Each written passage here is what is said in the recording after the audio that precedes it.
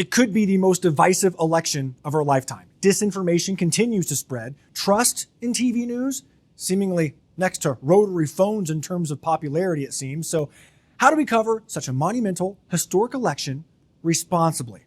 Here are 8 simple but crucial reminders. I'm Josh Helmuth, co-anchor and co-managing editor of Good Morning Colorado. Despite a huge portion of Americans still watching cable TV news, you can argue that regaining trust in journalism, especially, covering politics, actually starts at the local level. Community journalism is vital. And as a journalist, you're a part of the community. You want your community to thrive as much as anyone, right? You want people to borrow sugar from you, not sugarcoat the news. It's up to us to remind them they can rely on us for information or carbohydrates that will better the community. So what does that mean right now, especially during this election? Okay, first, hold officials accountable. Report the truth, stick with the facts no matter what. Don't be complicit in the spread of misinformation and disinformation. Leave the tall tales with your uncle's fishing stories. That also means don't simply repeat their narrative like a parrot with a press pass. Don't throw softballs during interviews. Ask hard questions. If they give you a non-answer, just ask again. Okay, that also means second, you fact check everything and use 2 sources to confirm those facts. You even have people above you checking your facts. Basically, if it takes a village to raise a child, it takes a small army of caffeinated producers to fact check a story. 3, your tone. Copy edit your stories before going on air for any unnecessary modifiers or adjectives that can be perceived as biased. If you're on air, you don't want a hint of snark, hyperbole, or tone that would push people to sway one way or another. And that includes your appearance. It may sound silly to some, but I would refrain from wearing blue or red on election day. I prefer purple. Of course, political parties don't necessarily own the colors blue or red, but wearing those colors will definitely make some people question your bias on election day.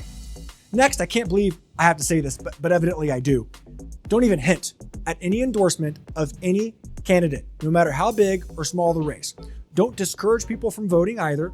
I don't need to remind you how our nation, especially disenfranchised people, have fought for hundreds of years for the right to vote. Encouraging people to refrain from the polls isn't only irresponsible and questions journalistic integrity, it's also un-American. And for goodness sakes, don't take any selfies with any politicians, anyone in office or running for office.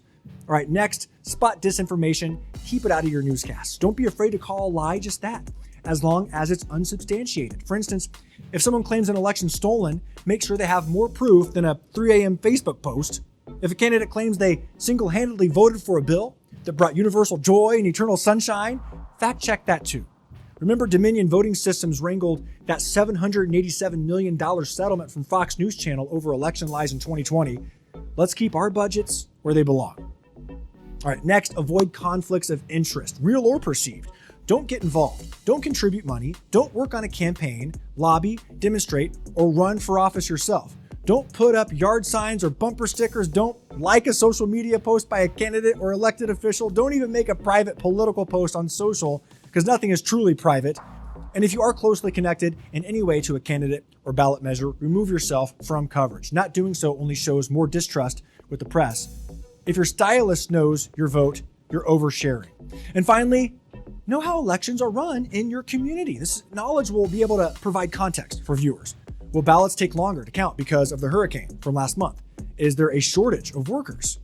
If you lay out expectations ahead of time, it'll remind people that the process isn't a secret plot, just a typical Tuesday with a side of bureaucracy.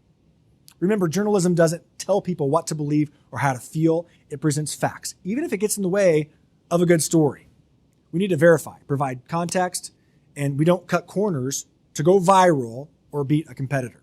Remember, sometimes facts can change as quickly as your diet on a Friday night.